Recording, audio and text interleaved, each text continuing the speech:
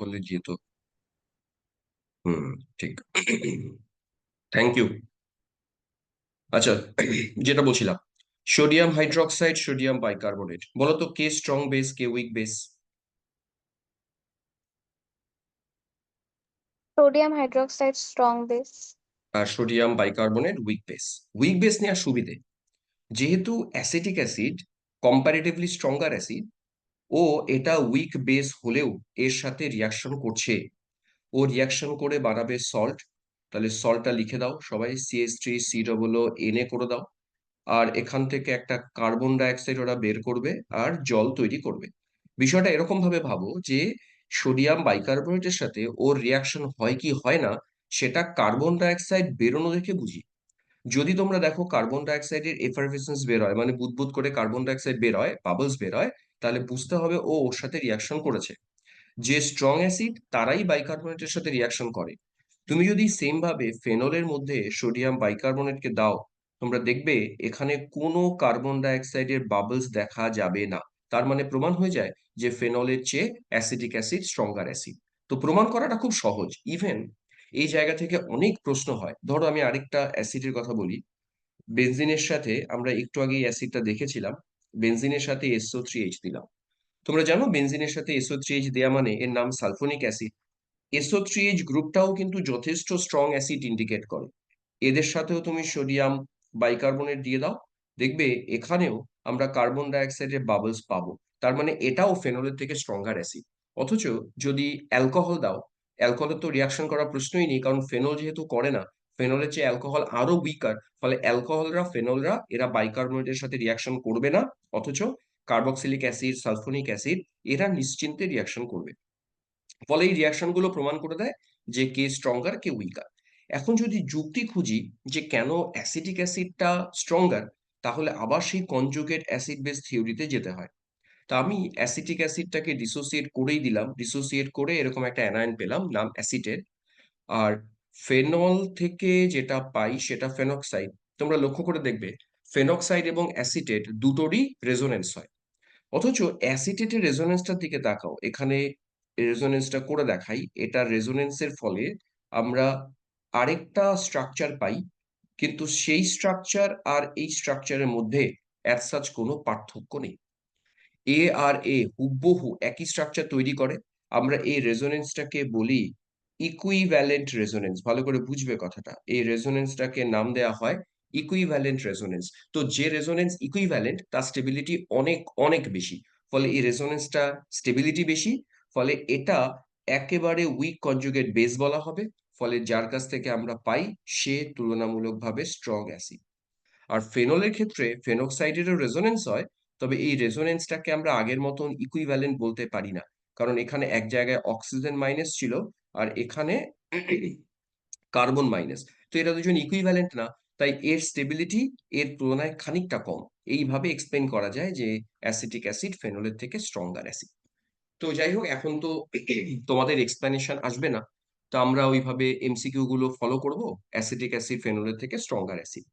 এবার আরেকটা ইম্পর্টেন্ট প্রশ্ন বলি এখানে, এটাও পরীক্ষায় অনেকবার দিয়েছিল। প্রশ্নটার উত্তর দিও। আমি ফেনলের সাথে কয়েকটা ফেনলের ডেরিভেটিভ বানাই। ধরো এই হচ্ছে ফেনল। ফেনলের সাথে আমি আরেকখানা নাইট্রো গ্রুপ জুড়ে দিই, একখানা না, আমরা তিনখানা নাইট্রো গ্রুপ জুড়ি। এটার ইম্পর্টেন্স আছে একটা। বলতো এই অ্যাসিডটা, এটা একটা অ্যাসিড, এর নাম আছে একটা, কেউ বলতে পারে কিনা দেখি। ফেনলের সাথে তিন দিকে তিনটি NO2 জুড়ে দিলাম, এর নাম কি? Picric acid. গুড। এর নাম হলো পিক্রিক অ্যাসিড। গুড। এবার পিক্রিক অ্যাসিডে যেহেতু তিনটে নাইট্রো গ্রুপ আছে, আমি একটু পরে এক্সপ্লেন করব। এই নাইট্রো গ্রুপগুলোকে আমরা বলি ইলেকট্রন উইথড্রয়িং গ্রুপ। তো এরা এতটাই স্ট্রং ইলেকট্রন উইথড্রয়িং গ্রুপ যে ফেনলের অ্যাসিডিটি এরা বহুগুণ বাড়িয়ে দেয়। ফলে ফেনল বাইকার্বনেটের সাথে রিয়াকশন না করলেও তুমি যদি পিক্রিক অ্যাসিডের সাথে বাইকার্বনেটকে দাও, এরা কার্বন ডাইঅক্সাইডের বাবলস তৈরি করবে। তার মানে পিক্রিক অ্যাসিড ফেনলের থেকে অনেকটা স্ট্রং অ্যাসিড, এটাও কিন্তু পরীক্ষায় আসে। এই হলো মোটামুটি ভাবে ফেনলের প্রপার্টি। এবার ফেনলের আর দুটো প্রপার্টি ইম্পর্টেন্ট। একটা star to the power infinity দাও, এই জায়গা থেকে অনেক প্রশ্ন আসবে, আমাদের অনেকটা সময় যাবে এটা ডিসকাস করতে।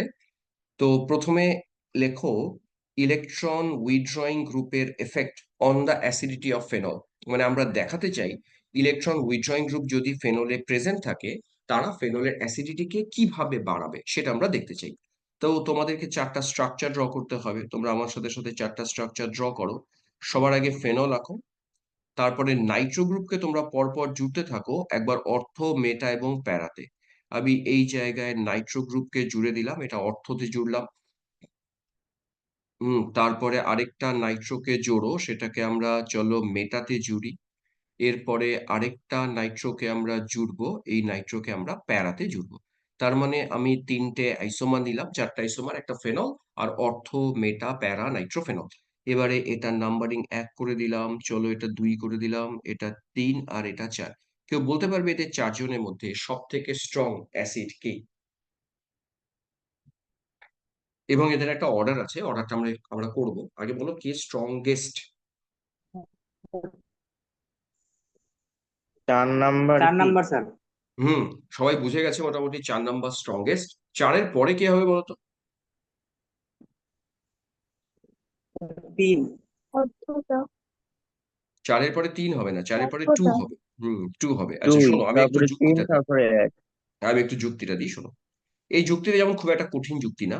তোমরা যখন ফেনক্সাইডে রেজোনেন্স করেছো, তোমাদের মনে থাকবে ফেনল যখন রেজোনেন্স করে ফেনক্সাইড, তখন মাইনাস চার্জটা কোথায় কোথায় ক্রিয়েট হয় বোঝো? অর্থতে ক্রিয়েট হয়। এটা আবার যখন এখানে আসে, এটা এখানে উঠে যায়, প্যারাতে ক্রিয়েট হয়। এটা আবার এখানে ফেরে, এটা উঠে যায়, আবার অর্থতে ক্রিয়েট হয়। আমার বক্তব্য, ফেনক্সাইডের রেজোনেন্সের ফলে মাইনাস চার্জ ক্রিয়েট হয়, অর্থতে ক্রিয়েট হয়, প্যারাতে ক্রিয়েট হয়, কিন্তু মাইনাস চার্জ কখনো মেটাতে ক্রিয়েট হয় না। এর বেনিফিট কি? যদি মাইনাস চার্জটা অর্থতে হয়, তাই অর্থতে যদি আমরা নাইট্রো গ্রুপটাকে জুড়ি, এই মাইনাসটা আরো নাইট্রোর দিকে বাড়তে থাকে, আমরা এটাকে বলি এক্সটেন্ডেড রেজোনেন্স। এই রেজোনেন্সটা অর্থতে আর প্যারাতেই পায়, নাইট্রো মেটাতে থাকলে এই রেজোনেন্সটা পায় না। ফলে প্যারা এবং অর্থ দুটোই মেটার চেয়ে বেশি অ্যাসিডিক। ফলে এটা লজিক একটাই, তোমরা বলবে অর্থ আর প্যারাতে থাকলে এক্সটেন্ডেড রেজোনেন্স পায়। আমরা নাইট্রোর এর এফেক্টটাকে বলি মাইনাস আর এফেক্ট। এটাও মাইনাস আর এফেক্ট শো করছে, প্যারাতেও মাইনাস আর শো করছে। মেটাতে মাইনাস আর শো করার জায়গায় নেই, কারণ এখানে মাইনাস চার্জটা আসেই না। এখানে শুধুমাত্র নাইট্রোজেনের ইলেকট্রোনেগেটিভিটি যেহেতু বেশি, ও এই সিগমা ইলেকট্রন গুলোকে নিজের দিকে টানে, আমরা এফেক্টটাকে বলি মাইনাস আই। ও এখানে শুধুমাত্র মাইনাস আই এফেক্ট শো করে, আর কিচ্ছু শো করে না। তাই এর অ্যাসিডিটি বাকিদের তুলনায় কম, কিন্তু ফেনলের চেয়ে বেশি, কারণ ফেনলে তো কোনো ইলেকট্রন উইথড্রয়িং এফেক্টই নেই।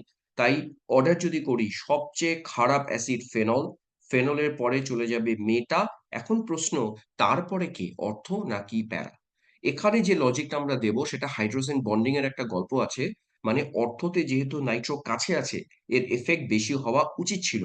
কিন্তু তোমরা যদি অর্থর স্ট্রাকচারটা, আমি আরেকটা পেজে দেখাই, অর্থ স্ট্রাকচারটা ভালো করে ফলো করো, দেখবে অর্থ স্ট্রাকচারটা দেখতে কেমন, দেখে নাও। এখানে একখানা ওইস থাকলো তো, আর এই জায়গায় নাইট্রো আছে। নাইট্রোর আমরা রেজোনেন্স স্ট্রাকচারটাই লিখছি, নাইট্রোজেনের মাথায় প্লাস দিলাম, ও এর মাথায় মাইনাস দিলাম। এবার কি হয় দেখো, এই হাইড্রোজেন আর অক্সিজেন এরা নিজেরা যেহেতু কাছাকাছি আছে, এদের মধ্যে একটা হাইড্রোজেন বন্ডিং হয়, স্ট্রং হাইড্রোজেন বন্ডিং। এই হাইড্রোজেন বন্ডিং হওয়ার কারণে এই হাইড্রোজেনটাকে ওরা অত সহজে রিলিজ করতে পারে না যতটা প্যারা পারে। ব্যাস এইটুকু লজিক। তাই প্যারাটা সবচেয়ে বেশি অ্যাসিডিক, অর্থটা তার চেয়ে একটুখানি কম। আমরা অর্থকে 2 নম্বরে 3 নম্বরে রাখবো, আর প্যারাকে রাখবো হাইয়েস্ট। এই গেল ফাইনাল অর্ডার। এই অর্ডারটা পরীক্ষায় আসবে, তোমাদের মনে রাখতে হবে। প্যারা ওই কারণে হাইয়েস্ট, অর্থটা একটু কমে যায়, কারণ কি হাইড্রোজেন বন্ডিং সামান্য হলেও অর্থতে আছে। এবার এই টাইপের আরো 2-4টা প্রবলেম আমরা ডিসকাস করি। পরেরটা একটুখানি ডিফারেন্ট প্রবলেম হবে, পরের প্রবলেমটা ভালো করে বোঝো। তোমরা আবার ছবি আঁকবে, প্রথমে ফেনল আঁকবে। আমরা এবারে অন্য ইলেকট্রন উইথড্রয়িং গ্রুপ নেব। চলো এখানে একটা ফেনল দাও, তারপরে ফেনলের সাথে অর্থতে একটা ক্লোরিন দিয়ে দাও, এর নাম অর্থোক্লোরোফেনল। তারপরে মেটাতে দিয়ে দাও। পরপর লিখে যাচ্ছি আমি। আর তারপরে লাস্টেরটা আমরা প্যারাতে দিয়ে দিলাম। এবার আমার একই প্রশ্ন আছে, 1, 2, 3, 4, কে উত্তর দেবে? এদের চারজনের মধ্যে সবচেয়ে ভালো অ্যাসিডিক কে? 4 4 নাম্বারটা নম্বর। তারপরে কে? 2। 2। মানে তোমরা আগের বার যা লজিক দিয়েছো সেম লজিক দিচ্ছ? বললাম না এটা সেম লজিক হ্যাঁ, খাটবে না। 3 নাম্বারটা স্যার দুই হবে। নাম 2 নাম্বারটা মনে হচ্ছে। আচ্ছা 2 নাম্বারটা হবে, এটা কে বললে, মোশনা? হ্যাঁ। আচ্ছা আমি বলি শোনো এবারে। যদি ক্লোরিন বেনজিনে থাকে, আমরা দুটো পয়েন্ট ডিসকাস করি, ভালো করে শুনবে আগে পয়েন্টটা। ধরো ক্লোরিন বেনজিন রিং এ যুক্ত আছে, ক্লোরিনের মাথায় জানো লোন পেয়ার আছে, ও রেজোনেন্স করতে পারে, এর এফেক্টটাকে আমরা বলি প্লাস আর। আচ্ছা কেউ কিছু একটা উত্তর দিল চ্যাট বক্সে, চয়ন বলছে 1 নাম্বারটা। চয়ন একটু ওয়েট, বোঝাই। তো যাই হোক, ক্লোরিন তার লোন পেয়ারতে রেজোনেন্স করে, এই এফেক্টটাকে বলি প্লাস আর। ক্লোরিনের প্লাস আর থাকে, আবার ওর যে সিগমা বন্ডের যে ইলেকট্রন গুলো, এই ইলেকট্রন গুলোকে ক্লোরিন নিজের দিকে টানে, আমরা এফেক্টটাকে বলি মাইনাস আই। তো ক্লোরিনের না দুটো এফেক্টই হয়, হ্যাঁ, প্লাস আরও হয় মাইনাস আইও হয়, কিন্তু মাইনাস আইটা প্লাস আর কে ডমিনেট করে। ওই কারণে চয়ন যেটা বলছিলে উত্তরটা ওটা হবে না। ওই কারণে ক্লোরোবেনজিনের অ্যাসিডিটি প্রত্যেকের, সরি ক্লোরোফেনলের অ্যাসিডিটি প্রত্যেকেরটাই ফেনলের চেয়ে বেশি, কারণ ওর মাইনাস আইটা ডমিনেট করে। এখন minus I only distance dependent, কথাটা কোথাও একটা নোট করে রাখো। Minus I only distance dependent. এবার ডিস্টেন্স ডিপেন্ডেন্ট হওয়ার কারণে যেখানে ও যত কাছে আছে ওর এফেক্টিভিটি বেশি, অ্যাসিডিটি বেশি। আর যেহেতু ক্লোরিন এই হাইড্রোজেনের সাথে কোনো হাইড্রোজেন বন্ডিং করে না, ফলে অ্যাসিডিটি কমানোর কোনো চান্স নেই। আমরা হাইয়েস্ট অ্যাসিড 2 নম্বরকে দেব, তারপরে দেব 3কে, তারপরে 4, তারপরে 1। মানে উত্তরটা কিন্তু একটু ঝামেলার, আগের মতন মিলবে না। আগের বার যেহেতু প্লাস মাইনাস আর এর গল্প ছিল, এখানে তো রেজোনেন্স এফেক্টই নেই, শুধু ইন্ডাকটিভ এফেক্ট। তাই আমরা ডিস্টেন্সকে দেখে দেখে অ্যান্সারটা করবো। বলো বুঝলে কিনা বলো। বলো তো হাইয়েস্ট অ্যাসিডিক আমরা 2 নম্বরকে কেন বললাম, কোন যুক্তিতে? মাইনাস আই প্রভাবটা সবচেয়ে বেশি বলে। হ্যাঁ, মাইনাস আইটা সবচেয়ে বেশি হবে। তোমরা নিশ্চয়ই কারণটা বুঝতে পারলে। এবারে আমি অন্য প্রবলেমে যাব, অন্য আরো জটিল দুটো প্রবলেম আছে। এবার আমরা ইলেকট্রন ডোনেটিং গ্রুপের এফেক্ট দেখবো, হ্যাঁ, ইলেকট্রন ডোনেটিং গ্রুপের এফেক্ট। আচ্ছা আসল গল্পটা কি, ইলেকট্রন ডোনেটিং গ্রুপের এফেক্ট আসো। মনে করো বেনজিন রিং নাও। বেনজিন রিং এর অর্থতে পরপর পরপর জুড়ে যাও। বেনজিন রিং এর অর্থতে এবারে আমরা ও সিএইচ3 কে দিলাম, ভালো করে বুঝে শুনে অ্যান্সার করবে। ও সিএইচ3, তারপরে মেটাতে চলে আসো, ওএইচ এর রেসপেক্টে মেটাতে আসো, এটাও ওসিএসটি থাকছে। তার পাশে চলে আসো, প্যারাতে চলে আসো, সেখানেও ওসিএসটি দিলাম। এবার আমাকে বলো তো ওসিএসটির কি এফেক্ট আছে। আচ্ছা যাই হোক, আমি একটু ডিসকাস করে দিই, তারপর তোমরা উত্তরটা দিও। ওসিএসটির আমরা দুটো মাইনাস এফেক্টিভ, আর। মাইনাস আর না রেজনে ইয়ে কোস্তা। ওসিএসটি তে অক্সিজেনের মাথায় তো লোন পেয়ার আছে, ও তো লোন পেয়ার দিয়ে রেজোনেন্স করে, এই এফেক্টটাকে বলি আমরা প্লাস আর। এটা উল্টো প্লাস আর এফেক্ট দেখায়। কে বলেছে? চয়ন বলেছে। চয়ন প্লাস আই বলবো না, এটাকে প্লাস আর বলবো, কারণ কেউ রেজোনেন্স করছে তো লোন পেয়ার দিয়ে, ওই জন্য প্লাস আর। আর আরেকটা অপোজিং এফেক্ট আছে ওর, এখানকার যে সিগমা ইলেকট্রন গুলো আছে সেগুলোকেও টানে, এই এফেক্টটাকে বলে মাইনাস আই। কিন্তু ওর ডমিনেটিং এফেক্ট হচ্ছে প্লাস আর, ওই কারণে ওরা অ্যাসিডিটিকে কমায়। তোর প্লাস আরটা ডমিনেট করে মাইনাস আই কে, ওই জন্য এরা অ্যাসিডিটি জেনারেলি কমায়। তাহলে আমাকে অ্যান্সার দিয়ে দাও। যদিও এই অ্যান্সারটা আমি যতজনকে জিজ্ঞেস করেছিলাম 90% স্টুডেন্ট ভুল উত্তর দিয়েছে, আর একমাত্র 10% স্টুডেন্ট ঠিক উত্তর দিয়েছে।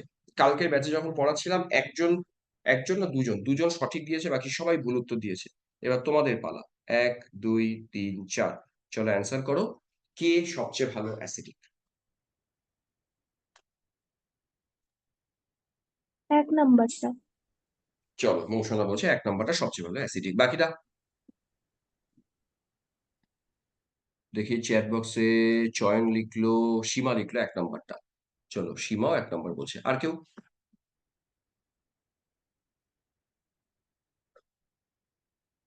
হুম, আরেকজন উত্তর দিল, আরো দুজন উত্তর দিল। ভাগ্যশ্রী, প্রত্যয় 2 দিয়েছে, ভাগ্যশ্রী 1 দিয়েছে। আচ্ছা ঠিক আছে, ওই যে বলেছিলাম হ্যাঁ, আমিও 2 দিয়েছি।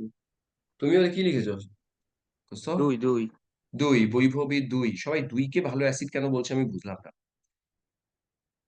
কেউ একজন ব্যাখ্যা দাও তো, বৈভবী উত্তর দাও তো, তুমি 2 কেন উত্তর দিলে? চয়ন বলছে 1।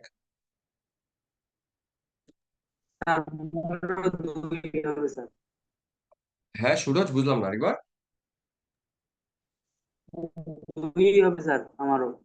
আচ্ছা তোমারও 2 মনে হচ্ছে। আচ্ছা চলো, এটা উত্তর সবাই যা দিয়েছে সব ভুল দিয়েছো, হ্যাঁ আমি এবার ব্যাখ্যাটা দিই। যেহেতু ও প্লাস আর দেখায়, তোমরা একটু আগে লক্ষ্য করেছিলে আমরা যখন ফেনলের রেজোনেন্স করছিলাম বলতো মাইনাস চার্জটা কোথায় কোথায় ক্রিয়েট হচ্ছিল? আগে এটার উত্তর দাও। অর্থতে আর প্যারাতে। অর্থতে অর্থতে আর প্যারাতে প্যারাতে। মাইনাস হয়, এখানে হয় অথবা এখানে হয়। এর মানে যদি মেথক্সাইড গ্রুপটা অর্থতে থাকে তবে ও রেজোনেন্স করে এই রেজোনেন্সটাকে বাধা দেবে, মানে মাইনাস চার্জটা অর্থতে আসতে বাধা দেবে। এরা প্লাস আর শো করছে, অর্থতে প্লাস আর শো করতে পারে, প্যারাতে প্লাস আর শো করতে পারে। তাই এরা দুজনই ফেনলের চেয়ে খারাপ অ্যাসিড, কারণ এখানেও প্লাস আরটা শো হয়, এখানেও প্লাস আর শো হয়।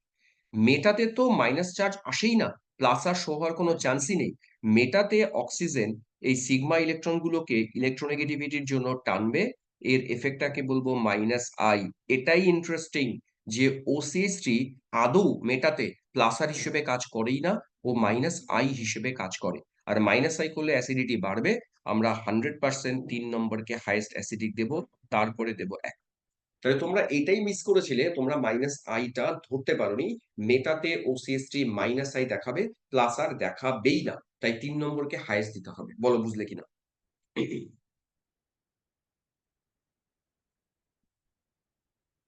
আমি তোমাদের উত্তরের জন্য ওয়েট করছি। চলো, একজন বলছে চলো বুঝে গেছে, ফাইন। তাহলে হাইয়েস্ট অ্যাসিডিক কিন্তু 3কে দিচ্ছি আমরা, 1কে দিচ্ছি না। 1-এর চেয়ে 3 বেশি, কারণ এখানে মাইনাস আই। এবার 2 আর 4-এর মধ্যে আরো কমপ্লিকেসি আছে, মানে এই প্রবলেমটাই কমপ্লিকেটেড। এবার 2 আর 4-এ আসো।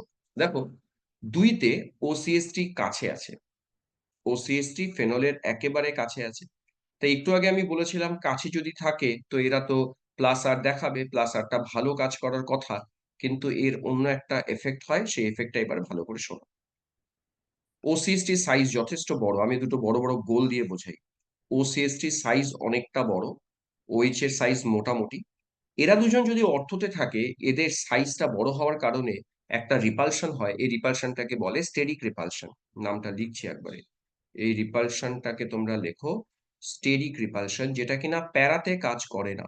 তো স্টেরিক রিপালশন থাকার কারণে এই গ্রুপ দুটো আউট অফ প্লেনে চলে যায়, এই গ্রুপ দুটো চলে যায় আউট অফ প্লেনে। যেই মাত্র আউট অফ প্লেনে গেল, ফলে এ যে ইফেক্টিভনেস দিয়ে রেজোনেন্স করার কথা, তার রেজোনেন্স খানিকটা ডিস্টার্ব হয়। আর এই রেজোনেন্স এখানে অনেক বেশি ইফেক্টিভ, কারণ এখানে অর্থ এফেক্ট নেই। তোমরা এটাই বলবে যে due to the presence of earth effect, এই ওসিএসটি আর ওএইচ এরা দুজন আউট অফ প্লেনে যায়, ফলে রেজোনেন্সটা ততটা ইফেক্টিভ না।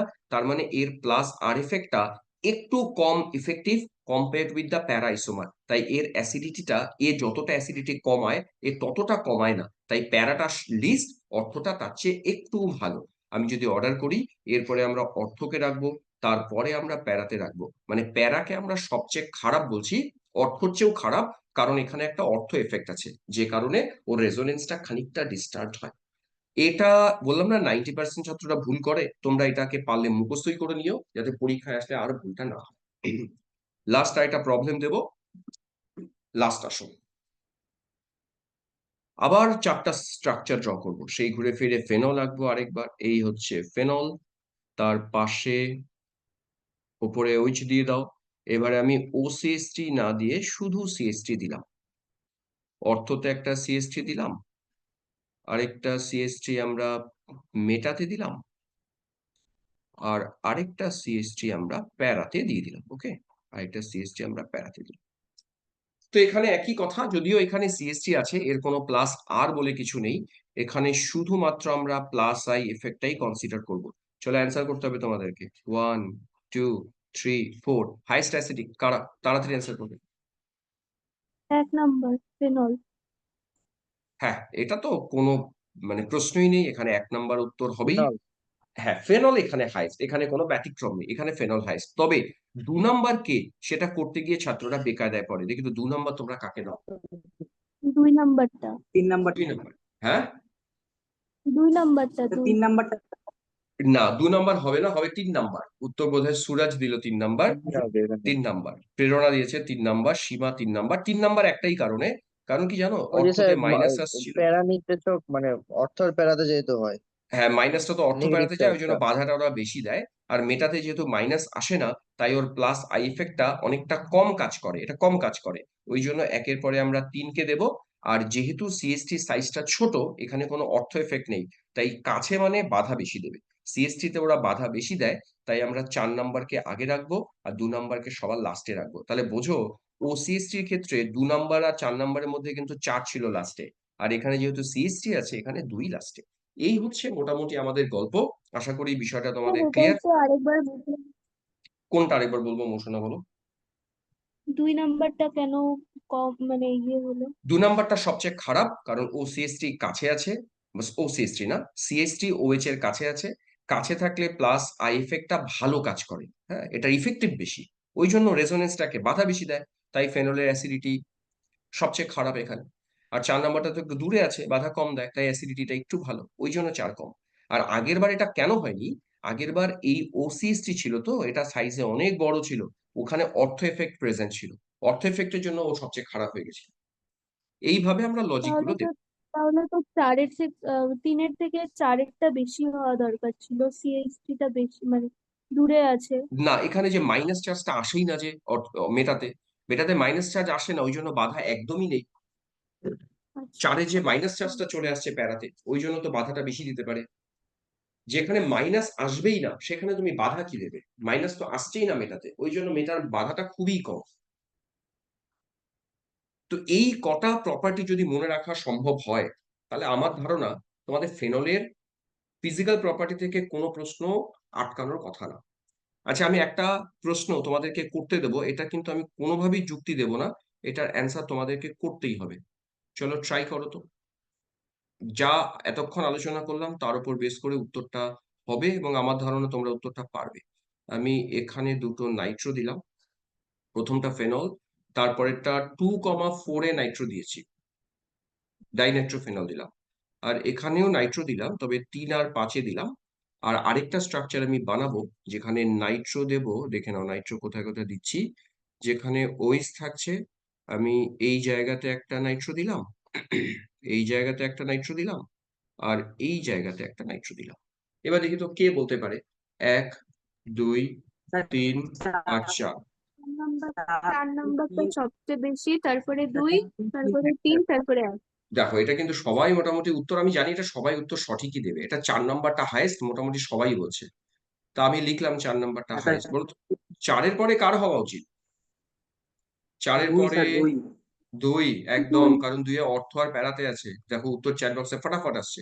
প্রত্যয় দিয়েছে, বৈভবী দিয়েছে 2, 3 2, 2, প্রেরণা তারপরে দিয়েছে 1। 2। হ্যাঁ, 4-এর পরে 4 আমরা 2-কে দেব, তারপরে আমরা 3-কে দেব, তারপরে আমরা দেব 1-কে। 1 সবার লাস্ট হবে, কারণ এখানে কোনো ইলেকট্রন উইথড্রয়িং গ্রুপ নেই। আচ্ছা, তোমরা যা ক্লাস করলাম, আমার কিন্তু টার্গেট যা ছিল শেষ, এই পর্যন্তই প্রত্যেক ব্যাচে পড়াই অফলাইন হলে। তো অফলাইন না আজকে অনলাইন, আমি জানি অনলাইনে পড়া বেশি হবেই। তো আমি এখন নেক্সট রিয়াকশন স্টার্ট করেই দেবো আজকে। তোমরা আগে এইটুকু ফিডব্যাক দাও। কালকে যেটুকু পর্যন্ত করিয়েছি আজকে ওইটুকুই করাবো। তোমরা এইটুকু অব্দি বলো, কতটা বুঝেছো ক্লাস।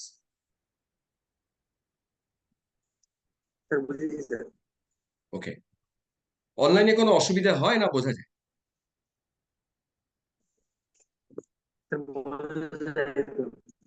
হ্যাঁ, একটু নেটওয়ার্কটা ঠিক থাকলে ঠিক আছে। আমার মনে হয় সুরজের নেটওয়ার্কটা ঠিক নেই, ওই কারণে ওর আওয়াজটা পরিষ্কার না। চলো, একজন উত্তর দিয়েছে, জয়েন বলছে একটু প্রবলেম হয় স্যার। জয়েন, একটু প্রবলেম হয়, কিন্তু এই প্রবলেমটা, আমার প্রবলেমটা যতদিন না সমাধান হয় ততদিন একটু চলুক। আমার প্রবলেমটা সলভ হয়ে গেলে আবার অফলাইনই হবে। অফলাইন তো বেস্ট, এটার কোনো বিকল্প নেই। অনলাইন কখনো অফলাইনকে ইয়ে করতে পারবে না, রিপ্লেস করতে পারবে না। তো অনলাইন যেখানে প্রবলেম ম্যাক্সিমাম, ওই জন্য অনলাইন। নাও চলো এবার রিয়াকশন স্টার্ট করি। চলো রিয়াকশন, আমরা লিখবো রিয়াকশনস অফ ফেনল। ফেনলের রিয়াকশন অনেক সোজা। কি রে, কাঁদছে কে? কৌস্তব কাঁদছে। কৌস্তব, কাঁদছো কেন? স্যার এমনি। আচ্ছা ঠিক আছে, ডাকবো ডাকবো, খুব তাড়াতাড়ি ডাকবো, আবার টেনশন নেই তোমাদের। তো পড়া বাদ দেওয়ার থেকে তো অনলাইনে পড়া ভালো, তাই কি না? না, ফেনল লেখো। ফেনলের সাথে NaOH দিয়ে দাও। বলো রিয়াকশন কি হবে? এই রিয়াকশনটা তোমাদেরকে জিজ্ঞেস করাটা ঠিক হবে না, তোমরা উত্তর এটা সবাই জানো। অ্যাসিড বেস রিয়াকশন যা হয় তাই হবে। সোডিয়ামের একটা সল্ট তৈরি হবে, আর আমরা এখানে জল তৈরি করব। এবারে এর মধ্যে যদি আমরা শুধুমাত্র সোডিয়াম দিতাম, বলো তো অ্যান্সার কি হতো? শুধু সোডিয়াম বলেছি কিন্তু এবারে।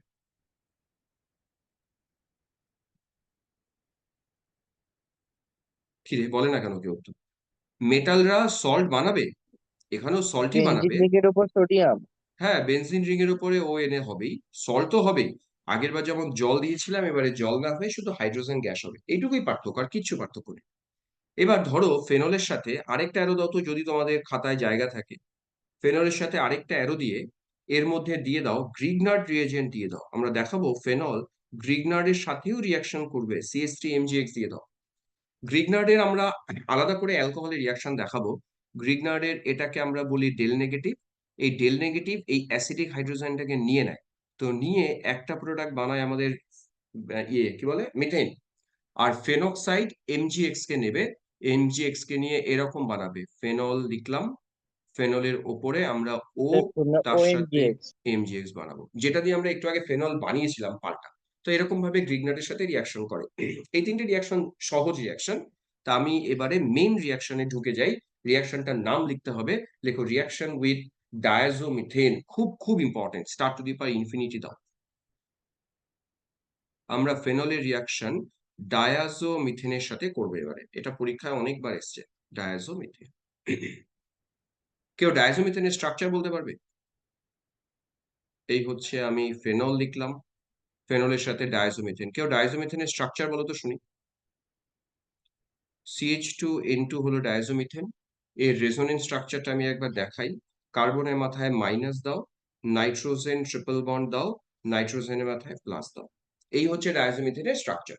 যখন ফেনলের সাথে দেবে, মনে রাখবে ফেনলের হাইড্রোজেনটা অ্যাসিডিক, তো এই মাইনাসটা প্রথমে অ্যাসিডিক হাইড্রোজেনটাকে নিয়ে নেয়, নিয়ে ও হয়ে যায় CH3, তাহলে এটাকে CH3 করে দিলাম। নাইট্রোজেন থাকলো, ট্রিপল বন্ড নাইট্রোজেন থাকলো, নাইট্রোজেনের মাথায় দিলাম প্লাস। এবারে কি হয়, এই যে ফেনলটা বেরোলো, ফেনলের ওপরে আমরা O মাইনাস দিলাম। এবার O মাইনাসটা এখানে আসবে, আর এই নাইট্রোজেন গ্যাসটা বেরোবে। তখন রিয়াকশনটা সিম্পল। এখানকার মেকানিজমটা আমরা SN2 মেকানিজম বললাম। নাইট্রোজেন অ্যাজ এ গ্যাস এখান থেকে বেরিয়ে গেল, আর অক্সিজেন CH3 কে ধরলো। ফলে অ্যান্সার আমরা পাবো বেনজিনের উপরে OCH3, এর নাম অ্যানিসোল। তো এটা কনভার্সনও আমি আসতে দেখেছি, ওরা বেনজিন থেকে অ্যানিসোল বানাতে বলে। দেখো তো বেনজিন টু অ্যানিসোল পারা যাবে কিনা। সিম্পল ডায়াজোমিথেন দাও, অ্যান্সার হবে। মেকানিজম না করলেও চলতো, কেউ যদি মনে করতো মেকানিজম কি দরকার আছে, একদম দরকার নেই। দেখো মেকানিজম ছাড়া কি করে শর্টকাটে বোঝা যায়। ফেনলের সাথে আমরা CH2N ট্রিপল বন্ড N, মাথায় প্লাস দাও মাইনাস দাও। তোমার কাজ হবে শুধু এই জিনিসটাকে এর সাথে জুড়ে দেয়া আর নাইট্রোজেনকে বের করে দেয়া, তাহলেও দেখবে অনায়াসে মিথক্সিবেনজিন বানানো যায় বা অ্যানিসল বানানো যায়। এই রিয়াকশনটা অ্যাসিডের ক্ষেত্রেও কাজ করে, আমরা কার্বক্সিলিক অ্যাসিড পড়াবো তখন দেখাবো। ধরো এই হলো আমার কার্বক্সিলিক অ্যাসিড, কার্বক্সিলিক অ্যাসিডের মধ্যেও চলো ডায়াজোমিথেন দিলাম, CH2N2। কাজ একই, এটাকে হাইড্রোজেনের সাথে জুড়ে দেয়া। বলো তো অ্যান্সার কি হবে? CH2 কে হাইড্রোজেনের সাথে জুড়ে দিয়েছি, অ্যান্সার কি হবে বলো? অ্যান্সার হবে CH3, CH3 COO CH3। মাথায় ঢুকছে কিনা বলো? এই হলো আমাদের অ্যান্সার। নেক্সট রিয়াকশন করো। এবারকার রিয়াকশনটা আরো বেশি ইম্পর্টেন্ট, এটাই আজকের আমাদের last reaction, star to the power infinity দিলাম। তোমরা রিয়াকশনটার নাম লেখো উইলিয়ামসন, লিখে নাও, Williamson synthesis. Star to the power infinity দিয়েছি। চলো রিয়াকশনটা স্টার্ট করি, ফেনলকে নিয়ে উইলিয়ামসন করে দেখাবো। তোমরা ফেনল নাও ফার্স্টে, ফেনলের সাথে দিয়ে দাও সোডিয়াম হাইড্রোক্সাইড। বলো প্রোডাক্ট কি হবে? সোডিয়াম হাইড্রোক্সাইড ফেনলের সাথে দিলাম, অ্যান্সার বলো, ফার্স্ট বলবে। Sodium sodium phenoxide ion. Sodium phenoxide ion, তাহলে বেনজিনের উপরে ONA দিলাম। এবারে যেটা করছি এটা উইলিয়ামসন, এইটুকু পর্যন্ত কিন্তু উইলিয়ামসন না। উইলিয়ামসনে আমরা সোডিয়াম সল্ট অফ ফেনল আগে বানাবো, তারপরে এর মধ্যে যে কোনো হ্যালাইড নেব। তবে হ্যাঁ, এই হ্যালাইডটা অবশ্যই 1 ডিগ্রি হওয়া দরকার।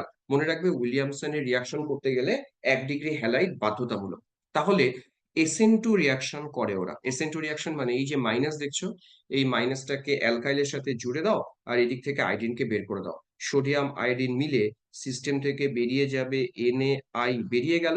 আর ফেনক্সাইডটা মিথাইলের সাথে জুড়ে গেল, তাহলে অ্যান্সার পেয়ে গেলাম OCH3। গল্প শেষ। এভাবে আমরা ইথার পেতে পারি, এই রিয়াকশনটার নামই মানে উইলিয়ামস। অ্যানিসল হবে, হুম অ্যানিসল হবে। আবার অ্যানিসোল হবে, তবে এটা দিয়ে অ্যানিসোল না, এটা দিয়ে আমরা যা ইচ্ছে তাই বানাতে পারি।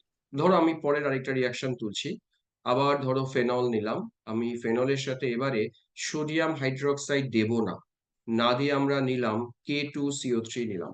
বলতো K2CO3 নিলে কি তৈরি হওয়া উচিত? ধরো এখানে এ তৈরি করলাম, এটাকে তোমরা বলবে ও কে হবে আর কার্বন ডাই অক্সাইড বেরোবে না। হ্যাঁ ঠিক তাই, আমরা বাকি কার্বন ডাই অক্সাইডটাকে লিখছি না, আমি এই কম্পাউন্ডটা দেবো ওর সাথে, এন লিখে দিচ্ছি। এই হাইড্রোজেন পটাশিয়াম দ্বারা রিপ্লেস হবে, কারণ পটাশিয়াম কার্বনেটও স্ট্রং বেস, ফলে এখান থেকে যেটা আমরা পাবো এর উপরে আমরা লিখবো ও মাইনাস, তার সাথে কে প্লাস। ওকে, এটা পটাশিয়াম সল্ট। এবারে এখানে যে হ্যালাইড দিয়েছি, দেখবে হ্যালাইডটার নাম আছে, হ্যালাইডটার নাম তোমরা লেখো অ্যালাইল ব্রোমাইড। নামটা অ্যালাইল। তো অ্যালাইল ব্রোমাইড দিলে এই পটাশিয়ামকে ব্রোমিনকে বের করে দেবো, এখান থেকে একটা সেটা এই ডবল বন্ড ভাঙবে? না, ডাবল বন্ড ভাঙবে না, শুধুমাত্র SN2 ও অন্য ও কোনো বন্ড আচ্ছা। ফন্ড ভাঙবে না, এটা SN2 করবে, এই কার্বনটাতে জুড়বে। হ্যাঁ, এখানে কিন্তু কোনো SN2 বলা, মানে SN2 ছাড়া কিছু করা যাবে না। তাহলে অ্যান্সার কি হচ্ছে দেখো, এই অক্সিজেনটা যার সাথে জুড়ছে, সেটা কে দেখে নাও, ও CH2 এর সাথে জুড়লো, তার সাথে একটা CH ছিল, তার সাথে ডাবল বন্ড CH2 ছিল। এই গ্রুপটার নাম আমি একটু আগে বলেছি, কি নাম বলো এর? এই যে ব্র্যাকেট দিলাম, এর নাম অ্যালাইল, ALLYL, এর নাম অ্যালাইল। আর এইটুকু জায়গা যেটা আছে তার নাম হলো ফিনাইল, আর মাঝখানে অক্সিজেন আছে মানে এর নাম তো ইথার, ফলে এটাকে বলা হবে অ্যালাইল ফিনাইল ইথার। চলো নামটা আমরা লিখে দিলাম, এর নাম তোমরা লিখে নাও অ্যালাইল, তার সাথে আরেক দিকের গ্রুপটার নাম ফিনাইল, আর তার সাথে এটাকে লিখে নাও ইথার, এর নাম অ্যালাইল ফিনাইল ইথার। গল্প শেষ। এবার সেম প্রবলেম, ধরো আমি এর মধ্যে অন্য যা হ্যালাইড নেব, যা হ্যালাইড, ধরো এর সাথে আমি আরেকটা হ্যালাইড নিচ্ছি, বেনজিন রিং থাকছে, তার সাথে আমি CH2Br দিলাম। চলো তো দেখি অ্যান্সার করা যায় কিনা। ওকে যেটা হয়েছিল তার সাথে CH2Br দিয়ে দিলাম, চলো অ্যান্সার করো। ও এর সাথে হচ্ছে CH2 বন্ড ফিনাইল যুক্ত হ্যাঁ, হবে। মানে আমার ব্রোমিন বেরোবে আর পটাশিয়াম বেরোবে, তাহলে এখানেও আমরা ঘুরে ফিরে সেই ইথারই পাবো, এটাও আমাদের উইলিয়ামসন সিনথেসিস। মাঝখানে অক্সিজেন থাকবে, তার সাথে CH2 জুড়েছে, এই CH2 এর সাথে আরেকটা এরকম বেনজিন রিং আছে, এই টোটাল জিনিসটাকে বলে বেনজাইল, এটাকে বলে ফিনাইল। এর নামটা লিখে দিচ্ছি, এর নাম হবে বেনজাইল, তার সাথে জুড়বে ফিনাইল, বেনজাইল ফিনাইল, তার সাথে জুড়বে ইথার। ব্যাস, গল্প শেষ। আজকে এই পর্যন্ত স্টপ থাকবে, কালকে ব্যাচে এই পর্যন্তই করিয়েছিলাম। তোমরা কতটা বুঝলে ক্লাস আমি জানি না, ক্লাসটা আরেকবার যদি মনে হয় রেকর্ডিং আজকে আর সব আপলোড করবো। হ্যাঁ, আজকে কলেজে গিয়ে অন্য কোনো কাজ না, শুধু আপলোডই করে যাবো, কারণ এই 2 দিনে 3 দিনে না আমার প্রায় 6-7টা ভিডিও জমে গেছে। আগে এটাকে ইউটিউবে আপলোড করব, তারপর আমি অ্যাপের মধ্যে লিঙ্কটা দেবো। তো এই হচ্ছে ক্লাস, কতটা বোঝা গেল বলো একবার? আশা করি বোঝাই গেছে। হুম, চলো মোটামুটি পরদিনও কি স্যার জুমেই হবে ক্লাস? হ্যাঁ, পরের দিন, জুমেই কি হবে? পরের দিন যদি অনলাইনেই করতে হয় তাহলে জুমেই করব। জুমে কেন করি, আমার যে অ্যাপটা আছে না, ওই অ্যাপটাতে কেউ কথা বলতে পারে না, কথা না বললে কি পড়াবো বলো, এখানে যেমন কথা হচ্ছে একটা ইন্টারাকশন হয়, তো ওই জন্য এটাতেই করলাম। তবে এমনও করা কি যায়, কথা না, মানে অনলাইন হবে নাকি অফলাইন না হবে অফ ক্লাস? সেটা আমি জানিয়ে দেবো। হ্যাঁ, গ্রুপটা ফলো করো, যদি বোর্ডটা আমার ঠিক হয়ে যায় মঙ্গলবারের আগে তাহলে তো অফলাইনই হবে, আর যদি মঙ্গলবারের আগে ঠিক না হয় তাহলে তো অনলাইনই করতে হবে। অ্যাকচুয়ালি কি বোর্ডটার যে মানে ইয়েটা গেছে, সার্কিটটা গেছে, সেটা তো আসবে হচ্ছে ব্যাঙ্গালোর থেকে, ওই জন্য আসতে লাগছে সময়। তাও কোম্পানির কাছে এভেলেবেল কিনা সেটাও জানি না, দেখা যাক, চেষ্টা চালাচ্ছি, কি হয় দেখি। ও প্রত্যয় পিডিএফটা বলেছে, পিডিএফটা আমি এখনই শেয়ার করছি। ঠিক আছে, ওকে, ঠিক আছে, কাটলাম তাহলে ক্লাসটা।